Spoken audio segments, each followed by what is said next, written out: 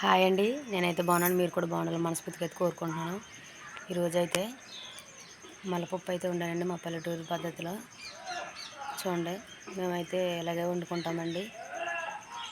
చూడండి, వీడియోలోకి అయితే వెళ్ళిపోదామండి. ఇదిగోండి, ఈరోజైతే నేను మల్లపప్పు అయితే వండుతున్నానండి. మల్లపప్పు ఇదిగోండి, పప్పు అయితే పొయ్యి మీద పెట్టేసుకున్నాను. కొంచెం ఉడికిందండి పప్పు. మల్లపప్పు, టమాటా, అందులో కావాల్సినవి చూపిస్తానండి. ఇదిగోండి, టమాటా, ఉల్లిపాయ, పచ్చిమిరపకాయలండి. పప్పు కొంచెం ఉడికింది కదండి, నేనైతే ఉల్లిపాయలు, పచ్చిమిరపకాయలు, టమాటాలు అయితే వేసేసుకుంటున్నాను.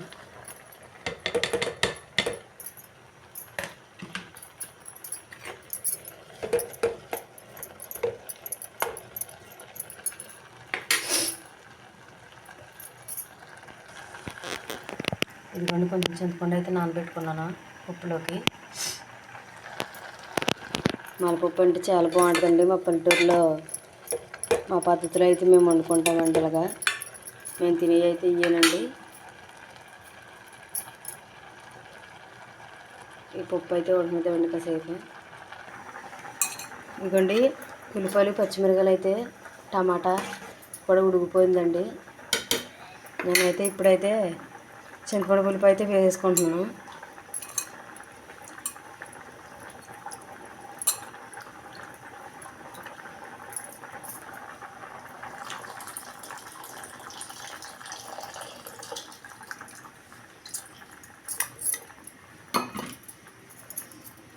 చింతపండు పులుపు వేసాను కదండి పులుపు.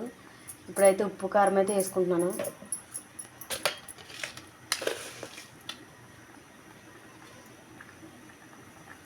ఉప్పు,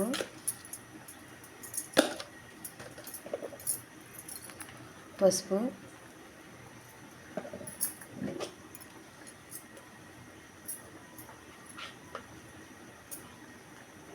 కారం కూడా వేసుకున్నానండి.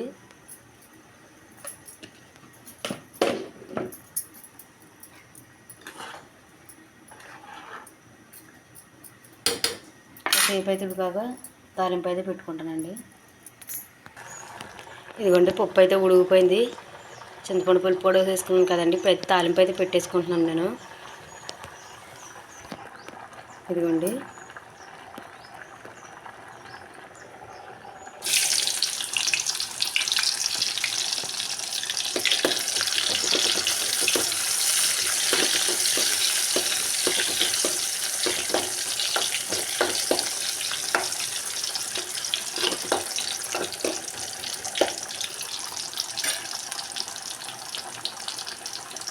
ఇప్పుడైతే ఎల్లిపాయలు కూడా వేసుకుంటున్నానండి.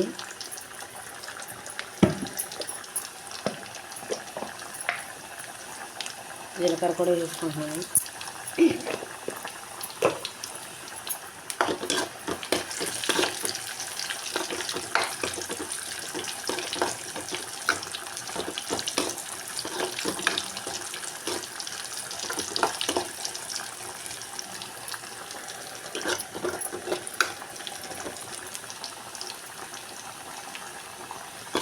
ఇవన్నీ అయితే ఇంకొని కరివేపాకు, తాలింపు, ఎండుమిరపకాయలు కూడా వేసుకుంటామండి.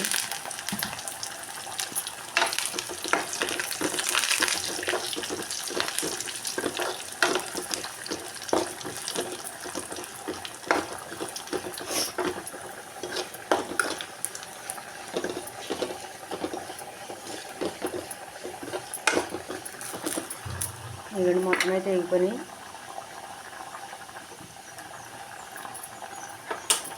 పప్పులు అయితే వేసుకుంటున్నాను.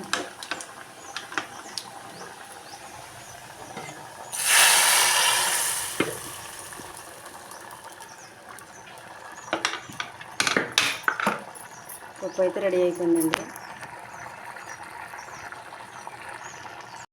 అదిగండి, పొద్దున్న 4 గంటలకు లేచి అయితే బట్టలు అయితే ఉతికాను.